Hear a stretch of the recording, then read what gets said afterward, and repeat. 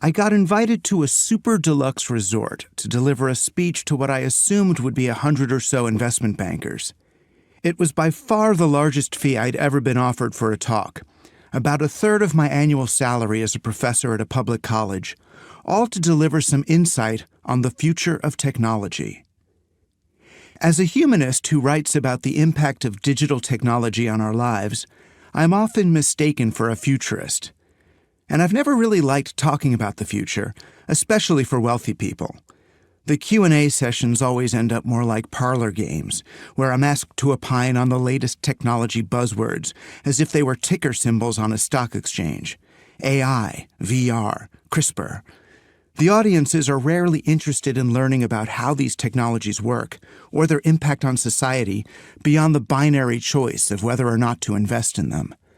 But money talks, and so do I, so I took the gig. I flew business class. They gave me noise-canceling headphones to wear and warmed mixed nuts to eat. Yes, they heat the nuts. As I composed a lecture on my MacBook about how digital businesses could foster circular economic principles rather than doubling down on extractive growth-based capitalism, painfully aware that neither the ethical value of my words nor the carbon offsets I had purchased along with my ticket could possibly compensate for the environmental damage I was doing. I was funding my mortgage and my daughter's college savings plan at the expense of the people and places down below. A limo was waiting for me at the airport and took me straight out into the high desert. I tried to make conversation with the driver about the UFO cults that operate in that part of the country and the desolate beauty of the terrain compared with the frenzy of New York.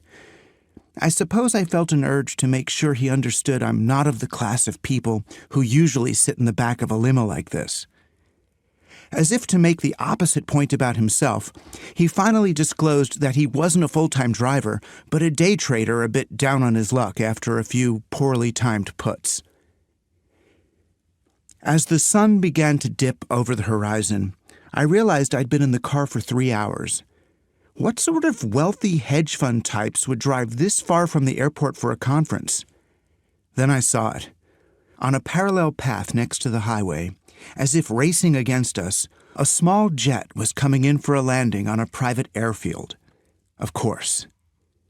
Just over the next bluff was the most luxurious yet isolated place I've ever been. A resort and spa in the middle of, well, nowhere. A scattering of modern stone and glass structures were nestled into a big rock formation, looking out on the infinity of the desert. I saw no one but attendants as I checked in, and had to use a map to find my way to my private pavilion for the night. I had my own outdoor hot tub.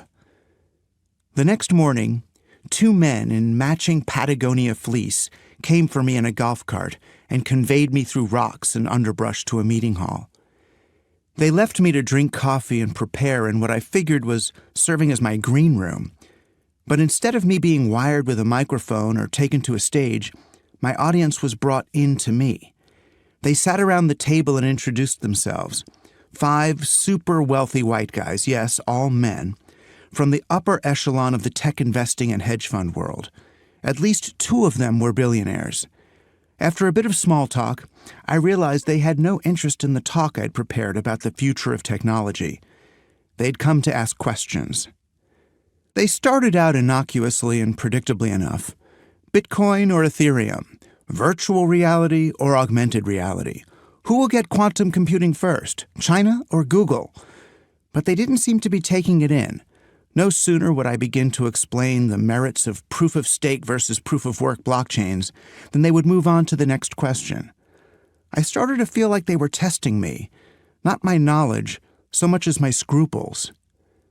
Eventually, they edged into their real topic of concern. New Zealand or Alaska? Which region will be less impacted by the coming climate crisis? It only got worse from there.